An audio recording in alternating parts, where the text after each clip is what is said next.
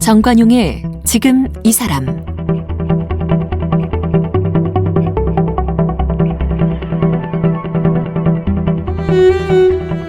여러분 안녕하십니까? 정관용입니다.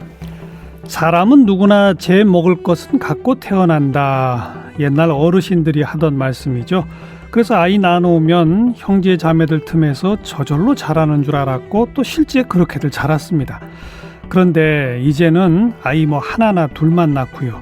또 그러다 보니까 부모가 부모 되기도 참 어려운 상황, 즉 부모 교육이 필요한 시대죠.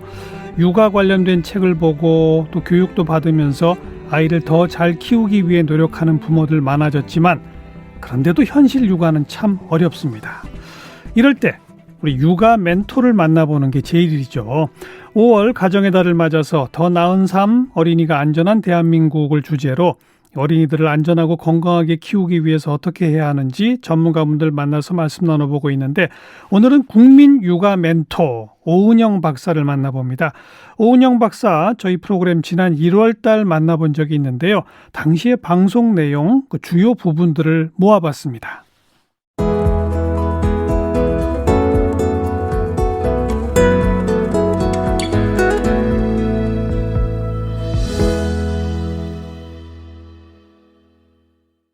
국민 육아 멘토 오은영 박사, 여러분 TV에서도 많이 보셨죠? 이 사람이 빨려 들어갈 것 같은 큰 눈, 밝고 환하게 웃는 큰 입 떠오르시죠? 그래서 만나면 저절로 기분이 좋아지는 분입니다. 이런 마음이 아이들에게도 전해지는지 오은영 박사 앞에서는 제멋대로인 아이도 순한 양이 된다고 그래요. 금세 말을 잘 듣는 아이로 달라지는 거죠. 우리 아이들을 달라지게 하는 오은영 박사, 원래는요 외과 의사가 되고 싶었다는데 왜 정신과를 또 그중에서도 소아청소년을 위한 공부를 했을까 들어보죠. 저는 그냥 아이를 이해하는 거는 인간을 이해하는 기본이라고 생각을 하고요.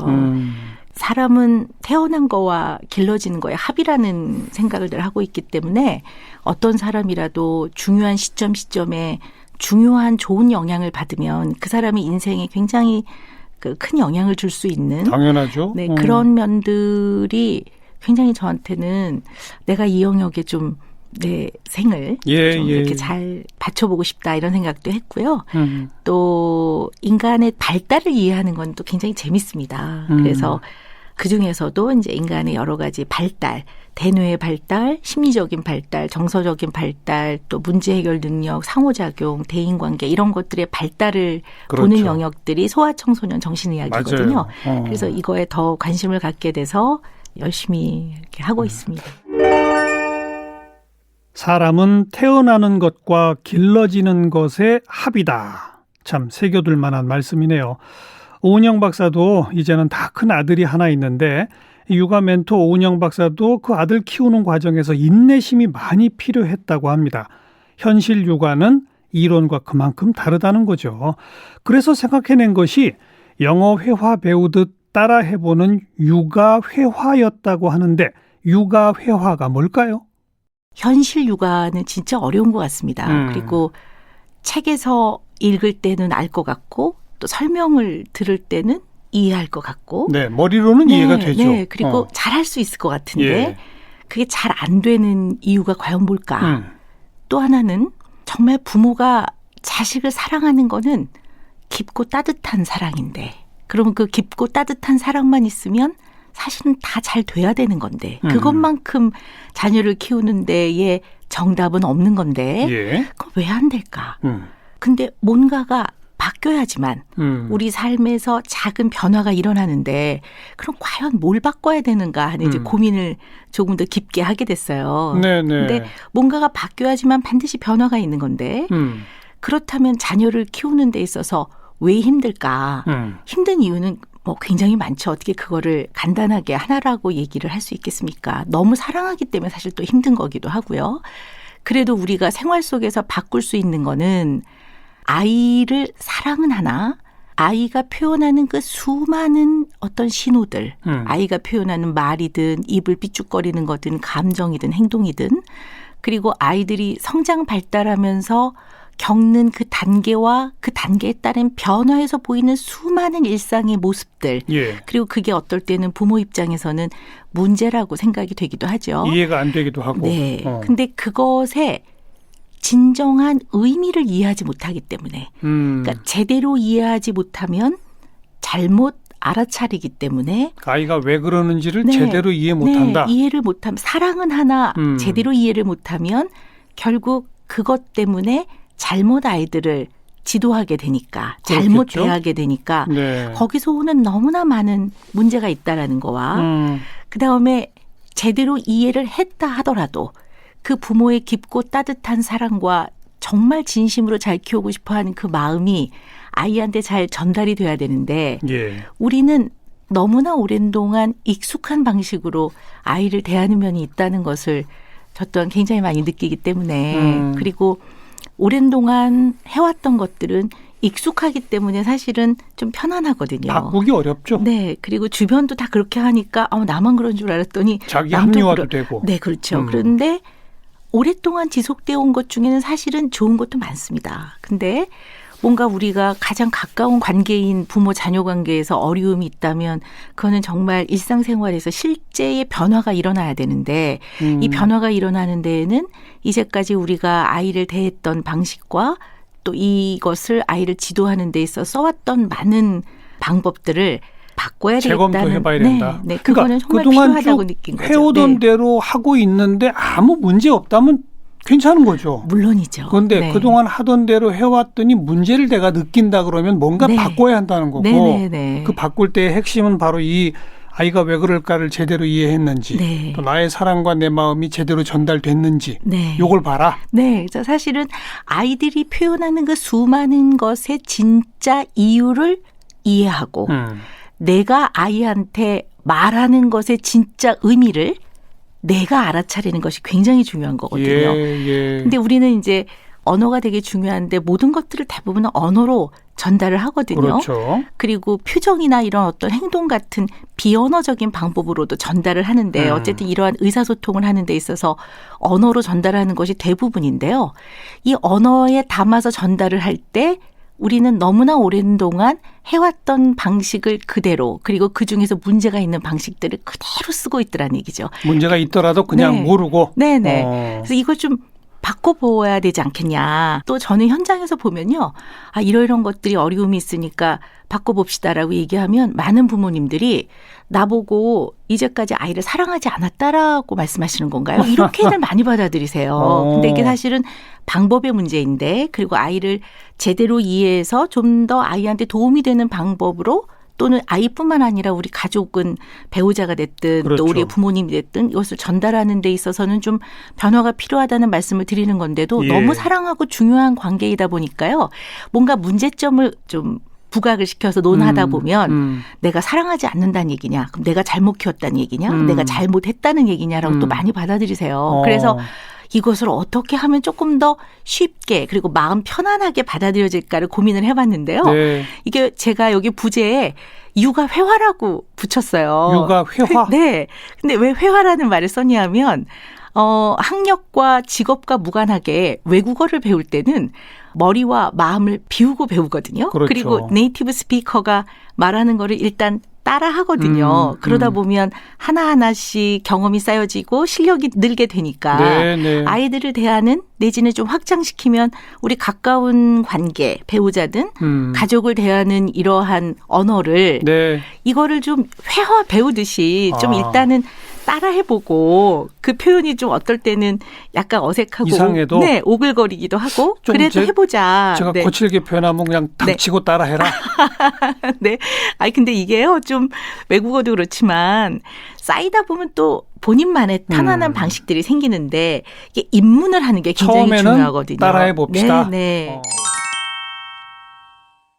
좀 손발이 오글거리더라도 육아 회화에서는 아이의 눈높이에 맞게 아이의 방식대로 대화하는 것이 필요하답니다.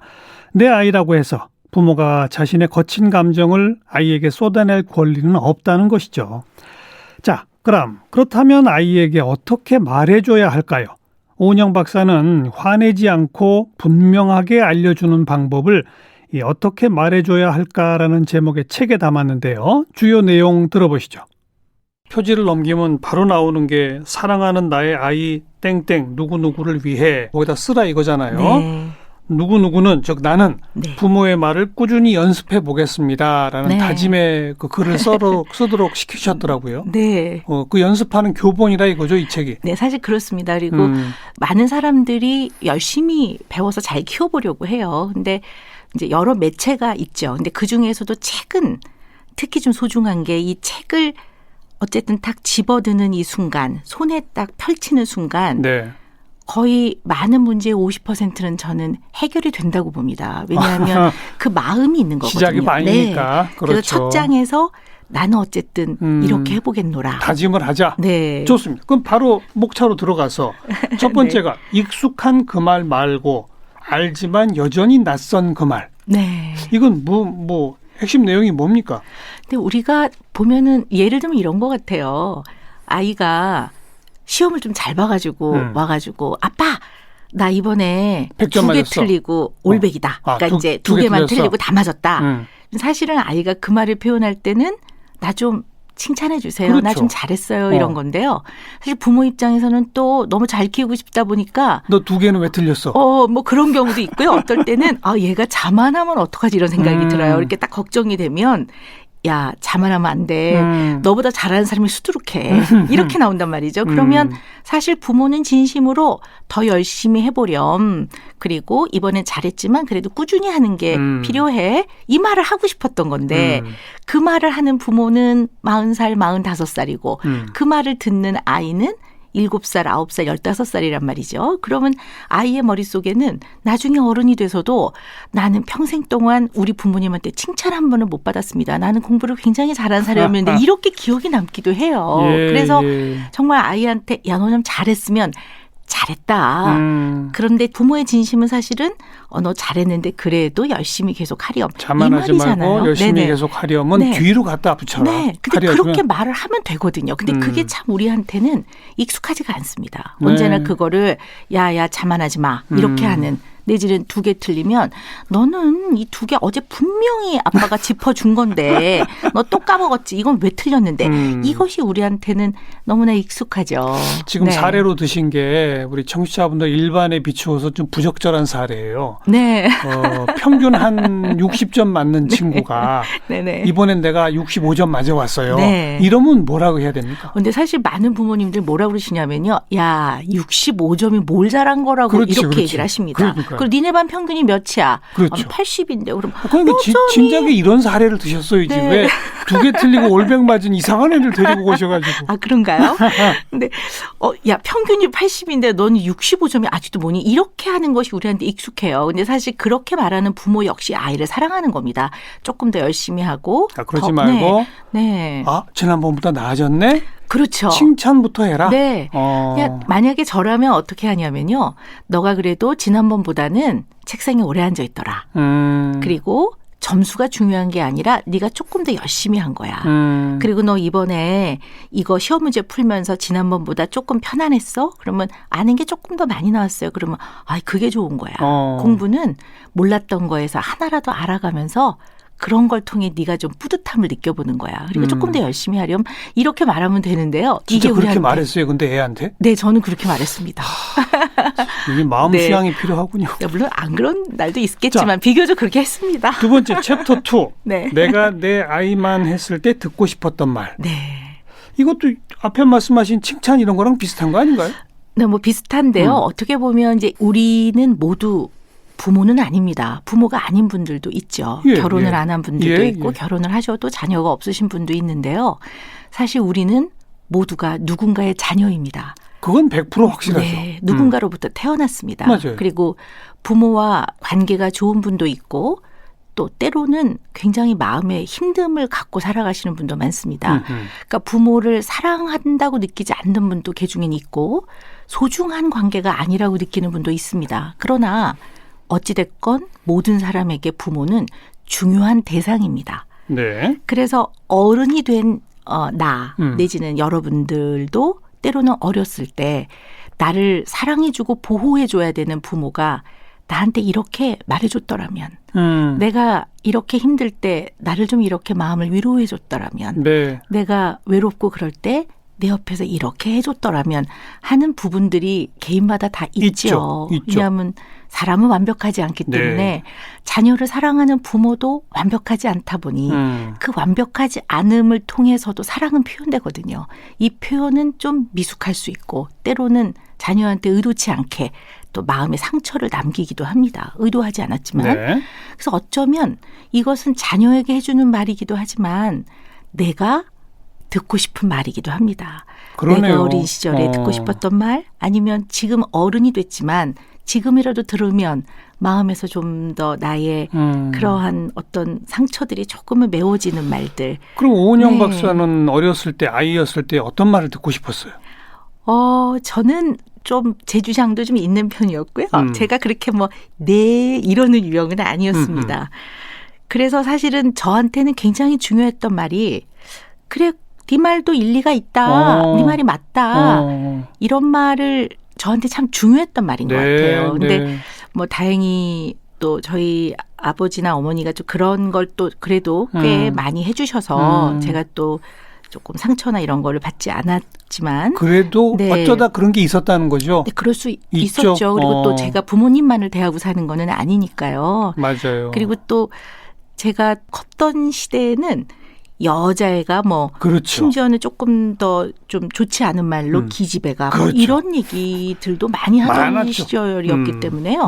심지어는 이제 아침에 안경 낀 여자가 택시를 타면 택시 재수없다. 네. 하루가 재수없다. 네, 정말 말도 안 되는 그런 시대를 좀 경험하고 저도 그렇죠. 겪었기 때문에 정말로 그런 여자가 이런 얘기를 듣기도 했었죠. 네. 그러니까 그거에 유추해 보면 그러니까 누구나 자기의 주장을 긍정해주고 네. 네 생각이 옳을 수도 있다. 네. 그럴 수 있겠네. 이런 네. 반응을 우선 원한다는 거죠. 누구나가. 그럼요. 그런 것들을 또 해줘라. 네. 그리고 어쩌면 누구나 제일 듣고 싶었던 얘기는 중요한 사람으로부터 사랑한다는 표현. 인정받고 네. 긍정받고 네. 사랑받고 칭찬받고 네. 그런 거죠. 네. 네가 내 옆에 있어서 정말 행복하고 고맙다라는 표현. 어쩌면 그런 표현들은 누구나 네. 들으면 너무나 이 마음이 또 따뜻해지고 그러네. 편안해지는 말인 것 같습니다. 또 네 번째 챕터로 가보면 귀로 하는 말, 입으로 듣는 말. 네. 이게 말이 됩니까? 귀로 말을 해요? 네. 입으로 들어요? 그 귀로 잘 들어보는 상대가 하는 말에 진심을 다해서 그냥 귀를 쫑긋하게 세워서 들어보는 거는 어떤 관계에도 필요한 아주 중요한 부분인 것 같습니다. 맞아요. 제가 부모 10계명이라는 것도 만들었거든요.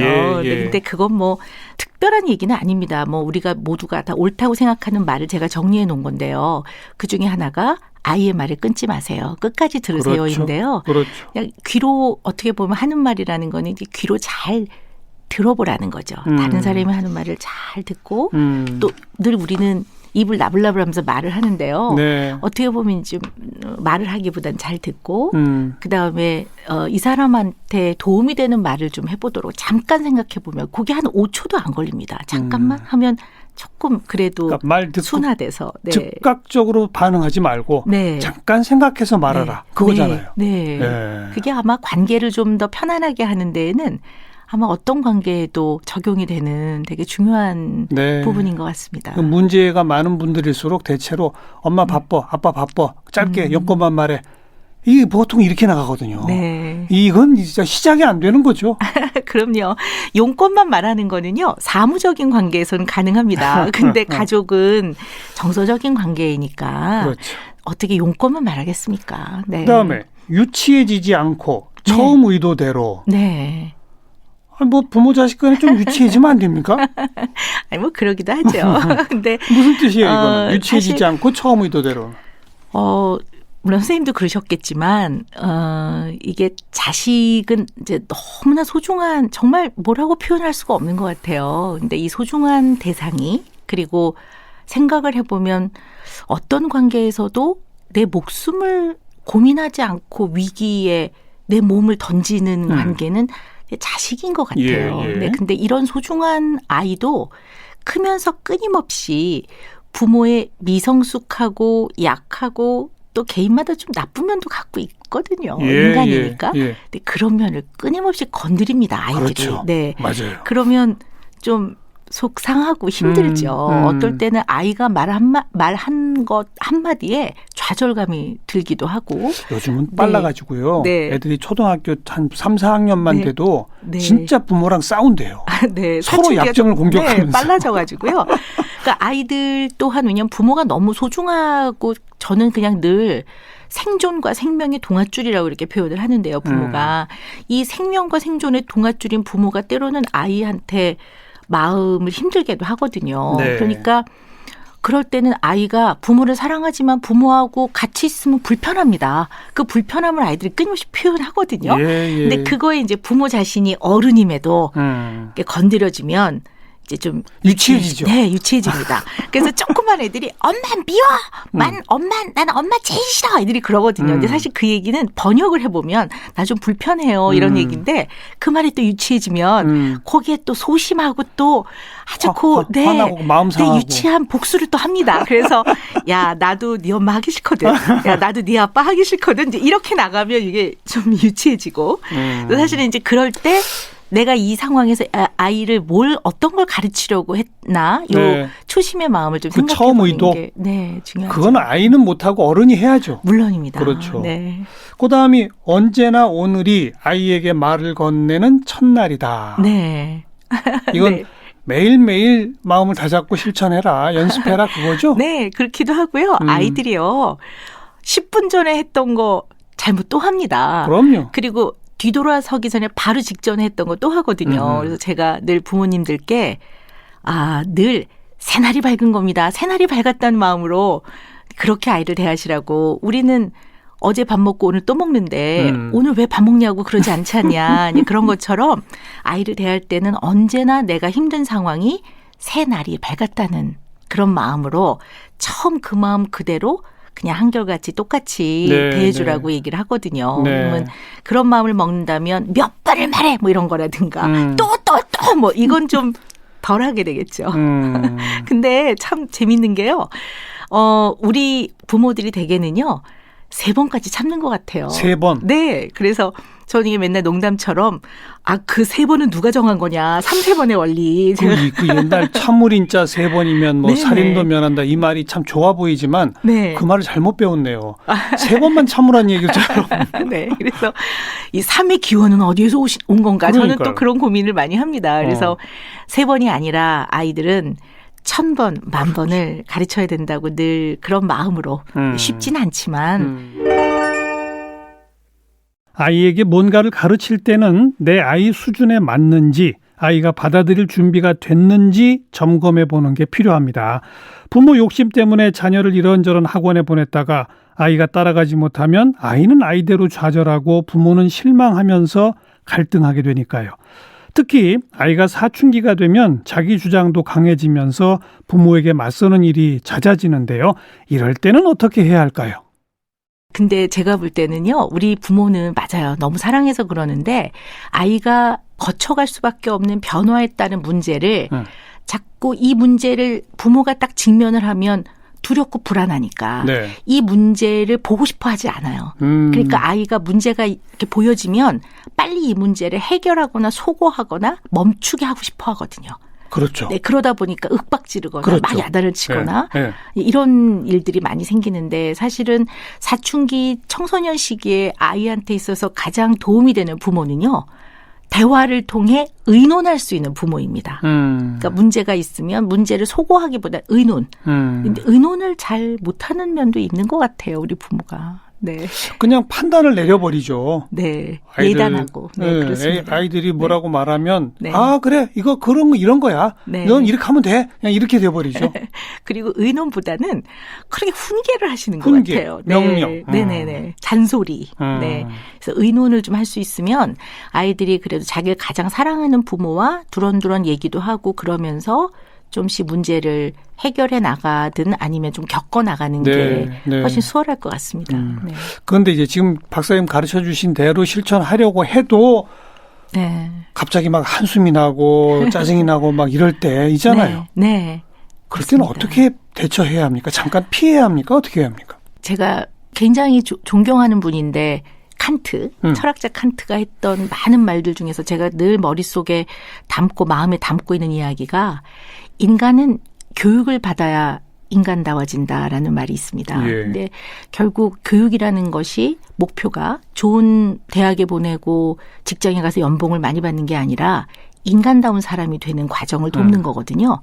근데 이제 우리는 교육 그러면 너무 그 상급 학교에 가서 점수를 잘 받는 공부에만 너무 이렇게 협소하게 보는 것 같아요. 그것도 근데 입시. 네. 예. 근데 사실 교육이라는 거는 가정교육을 비롯해서 우리 인간이라면 어떻게 도리를 지키고 살아야 되는가, 뭐 경계를 넘지 말아야 되는 모든 것들을 다 가르치는 것을 교육이라고 본다면 예. 이 가르침은 화를 내거나 소리를 지르거나 혼내거나 야단을 치는 거하고는 다르거든요. 다르죠. 네. 그러니까 내 마음 안에 화나 또 분노나 노여움이나 격분이 있으면 아무것도 차라리 안 하는 게 낫습니다. 안 하는 게 낫다. 네, 네. 그럴 때는 좀 피해 있어라. 네, 차라리 낫습니다. 왜냐하면 그때 뭐라고 한 거는 공격을 하는 거거든요. 그렇죠. 근데 부모는 나는 얘를 가르쳤다고 착각을 할 뿐이죠. 근데 자식은 공격을 받기도 하거든요. 그러면 우리가 육아라는 게 긴 과정인데 오늘만 날은 아니거든요. 그러니까 오늘 내 마음 안에 노여움이 있다면 네. 오늘은 안 하는 게 낫습니다. 네. 모든 동물은 인간도 동물 아닙니까? 네. 공격을 받으면 딱 본능적으로 두 가지 행동을 한대요. 네, 맞습니다. 도망치거나 네. 맞받아치거나. 네, 네. 맞습니다. 그거는 네. 바뀌는 게 아니죠. 네, 본능이죠. 그죠. 그리고 자기를 지키고 보호하기 위한 생존하기 위한 본능이니까요. 네. 어쩌면 어린 아이일수록 아직 미숙하니까 그런 것들이 더 드러날 수 있거든요. 그렇죠. 이걸 잘 부모가 잘 알아차리는 게 굉장히 중요할 것 같습니다. 우리 아이들에게는 매일매일이 새날입니다. 그 아이의 새날을 어떻게 열어주느냐는 부모의 몫이죠. 오은영 박사는 자기 먹을 숟가락은 다 하나씩 갖고 태어난다. 이 옛 이야기 더 이상 적용되지 않는다고 합니다. 아이는 절대 저절로 크지 않는다는 거죠. 부모의 깊은 사랑과 절대적 지지가 아이의 건강한 성장을 도울 수 있답니다. 어색하더라도 사랑을 표현하고 아이를 마음껏 안아주고 그러면 그 사랑받았던 기억이 평생 간다는 거죠. 정관용의 지금 이 사람 5월 내용 기획 더 나은 삶 어린이가 안전한 대한민국 오늘 네 번째 시간 국민 육아 멘토 오은영 박사와의 대담을 들어봤습니다. 오늘 함께하신 정관용의 지금 이 사람은 KBS 홈페이지와 모바일 콩, 다양한 팟캐스트를 통해 다시 들으실 수 있습니다.